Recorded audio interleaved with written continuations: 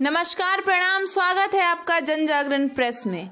जन समस्या पर जनता की आवाज, जन जागरण प्रेस। दिल्ली के बुराड़ी विधानसभा में कृषि योग्य भूमि खत्म होती जा रही है। अवैध शहरीकरण इन खेतों में तेजी से पांव पसार रहा है। सरकारी रोक के बावजूद इन पर अनाधिकृत कॉलोनियां बस गई हैं। आशंका यह व्यक्त की जा रही है कि यदि यह सिलसिला यूं ही जारी रहा तो आने वाले कुछ वर्षों में दिल्ली के कृषि योग्य जमीन पर अवैध निर्माणों की भरमार नजर आएगी और किसान व खेत इतिहास के पन्नों में सिमट कर रह जाएंगे। आइए आपको एक ताजा उदाहरण से रूबरू करवाते हैं। ये है बुराड़ी विधानसभा के वार्ड नंबर 8 झड़ौदा माजरा पार्ट 3।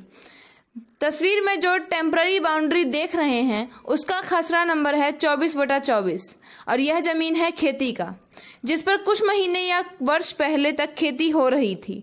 हालांकि खेती करने वाले किसान आर्थिक रूप से मजबूत हैं और पता चला है कि वो विदेश में रहते हैं, तो उन्होंने यह जमीन बेच दी ताकि इस जमीन पर खेती की जाएगी।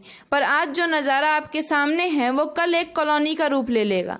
वैसे भी सिविल लाइंस जोन में अवैध निर्माण सालों से जारी है, तो एक ये भी सही, शिकायत करते हैं तो भी अधिकारी मौके का मुआयना नहीं करते हैं। इसके अलावा सिविल लाइन जोन के बुराड़ी व झड़ौदा वार्ड में अवैध रूप से बड़ी बड़ी इमारतें बनकर बिल्डर उन्हें लाखों करोड़ों रुपयों में बेच रहे हैं और खेती योग्य जमीन पर धड़ल्ले से लोग अवैध निर्माण करा रहे हैं। अब मेरा सवाल फिर घूमकर वहीं आ गया है कि यह रिश्ता क्या कहलाता है। बुराड़ी विधानसभा के ईमानदार विधायक, महाविकास पुरुष विधायक माननीय संजीव झा जी ईमानदारी से जनता को बताएंगे कि यह जो निर्माण हो रहा है वह वैध है या अवैध। इसकी जानकारी विधायक जी को है या नहीं? अगर है तो हर बात पर एलजी को पत्र लिखने वाले इस मामले में एलजी साहब को पत्र क्यों नहीं लिख रहे हैं?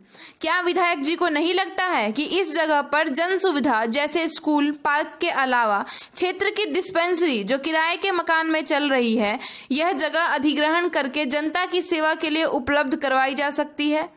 या फिर क्षेत्र के निगम पार्षद जनता को बताएंगे कि इस जगह पर निर्माण होने देने के लिए कितना सुविधा शुल्क लिए हैं?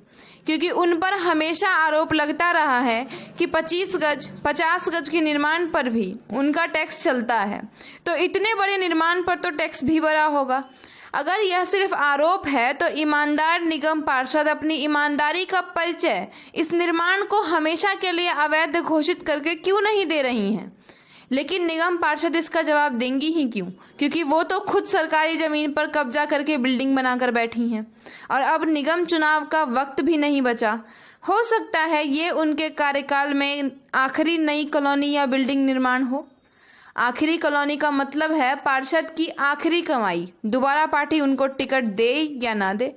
अंत में मेरा एक सवाल और सुझाव ये भी है कि जो साधन संपन्न किसान हैं और खेती के अलावा उनके कमाई के अन्य साधन हैं, यानी कि उन्हें खेती करने के लिए या परिवार पालने के लिए ज़मीन की ज़रूरत ही नहीं है, तो ऐसे किसानों को ज़मीन सरकार अधिग्रहण करे और गांव के अन्य ज़रूरतमंद किसानों को उस ज़मीन का आवंटन करे ताकि उस पर खेती कार्य सुनिश्चित हो सके।